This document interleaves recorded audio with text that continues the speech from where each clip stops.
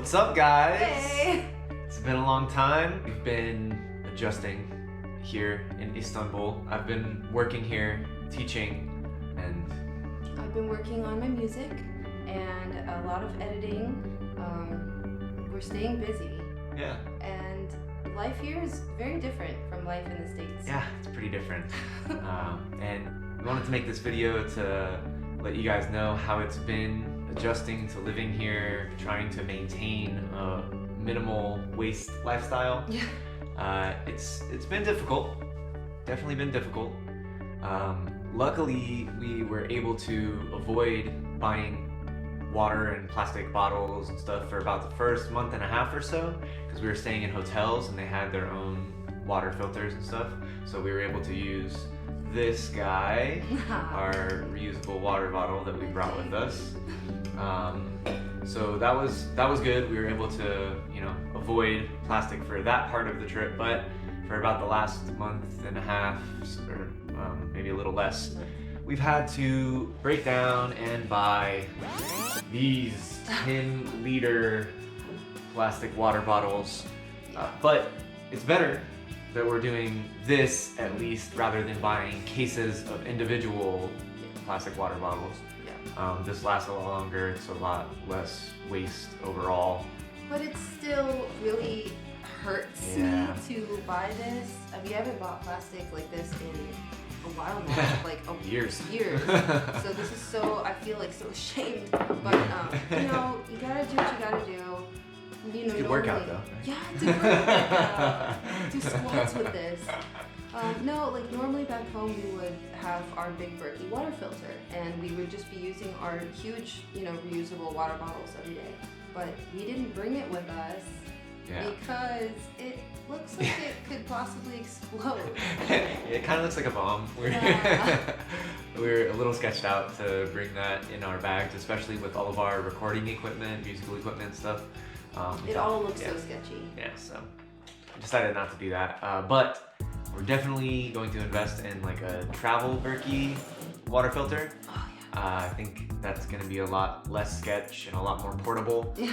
To bring the one that's this tall, as bigger than that water bottle that we showed you. Yeah, so aside from that, we were composting back home. Yeah. We're not composting here. And again, it feels so weird to throw away food scraps. Kills a little bit of me every time I do it. It's painful. Yeah. But as often as possible, unfortunately not here, but one of the last places that we were living, there were a few little parks in the area and some green areas. There's not a lot of that here in Istanbul, unfortunately.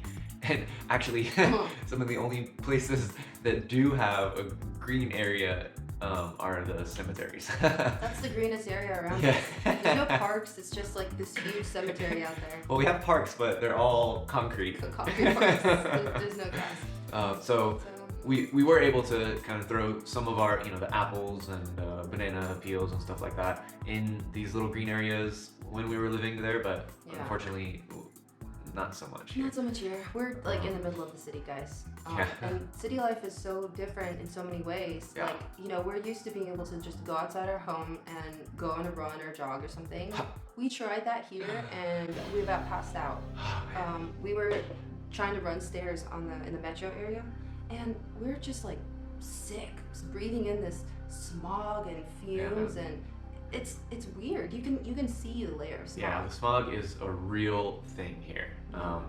And the sad part is, I think once you live here long enough, you kind of just get used to it. But it's still affecting you, whether or not you actually know it is or anything. I mean, there's still the particulate matter and stuff in the smog that's affecting you. Yeah. And the way that smog works is especially on clear sunny days, the sun will heat up the ground and it will keep all of the pollution trapped in the air just above the ground and around the city, especially at points that are surrounded by mountains or hills or things like that in the valley areas where the cities are usually built. So it's definitely a problem here. And when you look in the distance, you can literally see the smog on the horizon. So we've been dealing with that, but we bought some masks to kind of combat that a bit. So we do wear those on the sunny days when when it's really necessary. Like the medical masks. Yeah. Aside from like the noise pollution and everything, there's actual pollution. A lot of people, most people here, I would say, just kind of like throw stuff on the ground without really thinking about it. Yeah. People will be walking, like everyone smokes here, so people will be walking, opening a pack of cigarettes, and they just like throw the plastic film on the ground. And it breaks my heart. Yeah, I feel like I almost have to put her on a leash sometimes and be like, hey, well, hold up now. Oh, yeah. Immediately She I'm just like, wants yeah. Stop! No! But it's like the norm here, which doesn't make it right, again, but it's just something that is done. Everybody smokes, so I'm not around smokers back home, but here, you can't get away from it. Like, you'll be walking on the street and just clouds of smoke hitting you in the face. So it's kind of weird living in the city. And then all the littering, I mean, all over the street, you see trash everywhere. And the way that they do the trash, the pickup, after you put all of your garbage outside in these bags, or not even in bags, you just stack up the garbage all along the street. Yeah. And people will come by and go through the garbage and take what they think they can recycle. So that's cool. At least they have something like that. Yeah. They're calling it the Sifar Atik program, which is basically like zero waste. And I don't know how effective it is, because you still do see the streets littered even after all the trash pickup. Yeah. But I guess it's kind of good in one way that they do that with the trash for all of the street animals, the street cats and the street dogs. Oh yeah. And the birds. They get to go through the trash and eat the scraps. So in a way, it's kind of cool because it's not wasted, Yeah. Although the cats and dogs don't really have to do that because they're really well taken care of here. That's one thing that's really nice about Istanbul. Yeah, they're treated like royalty. Yeah. Every house you see when you're walking on the street, they have a little half water bottle plastic thing filled with water for animals, or like food. They'll have pet food, cat, dog food outside. Yeah. Really cool. Yeah, it is.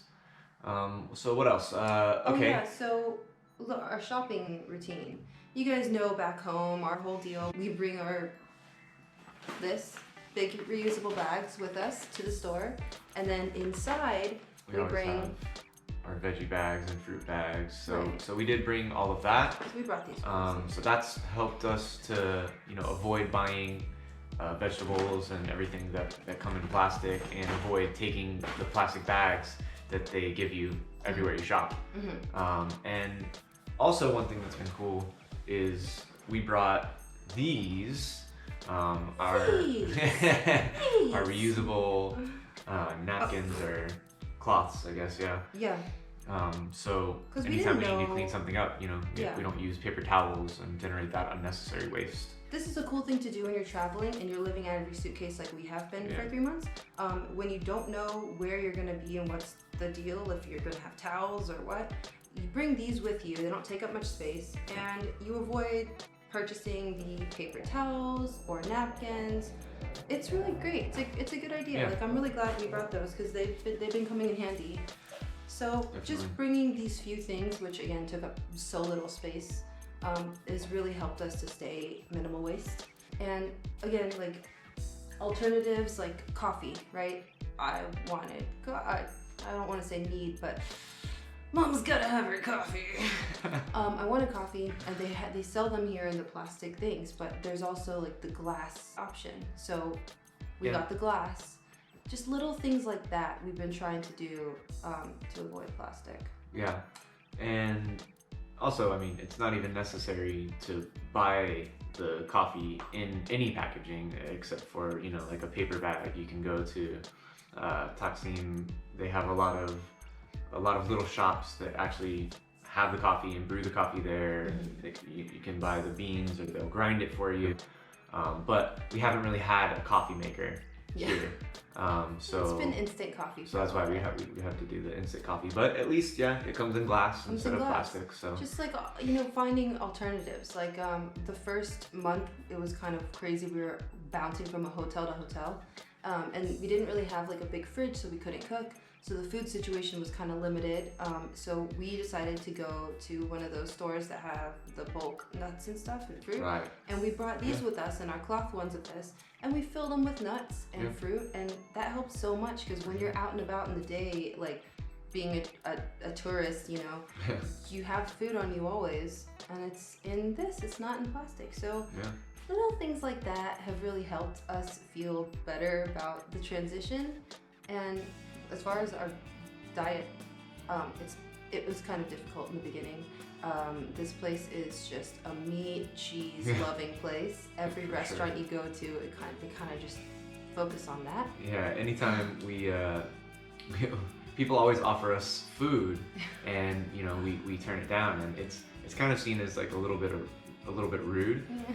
But when we tell them why, and we tell them that we're vegan, for a lot of people it's really hard for them to understand, and they always use this phrase like they say "çok saçma," and that's like, how ridiculous, like that's so ridiculous, so ludicrous. Why don't you eat meat or cheese? But for most people that we actually sit down and we talk about it with them, and we explain the reasons why, they get it, and there's really not so much judgment after we explain ourselves why, for most people at least. So that's been kind of cool. You know, we haven't met that kind of resistance that we have from a lot of people in the States. Or online. Online, People have been, actually a few of his students have actually expressed their desire to transition or to attempt to transition. And it's like, okay, we'll give you some tips. That's awesome. That's really cool that you're open to it and that you are willing to listen and think about it. And willing to do their own research about it too. It wasn't just like they took my word for it. You know, and that's something that I always encourage everybody to do. We encourage you to do. Don't listen to what we tell you. I mean, this is just what we know and what we found in our research and what works for us. But you know, do your own research. Figure it out for yourself. The internet is right there at your fingertips. Use it.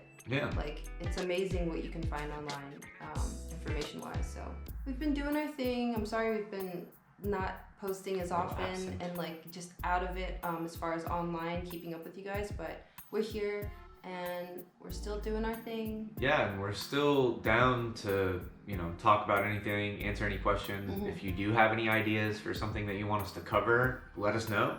We'll do it.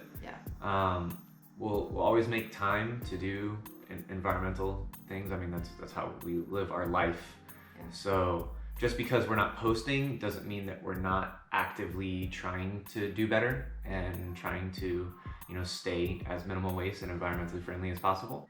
If you have any ideas for future conversation topics like these, our conversation series, let's do it. We want to get this dialogue going. Guys, sharing is caring. Let us know what's up. Leave some comments. Like, talk to us. We're talking to you. Anyway, I hope you guys are happy and healthy and safe. And if you have any questions, hit us up. We're here. All right. Peace. Peace.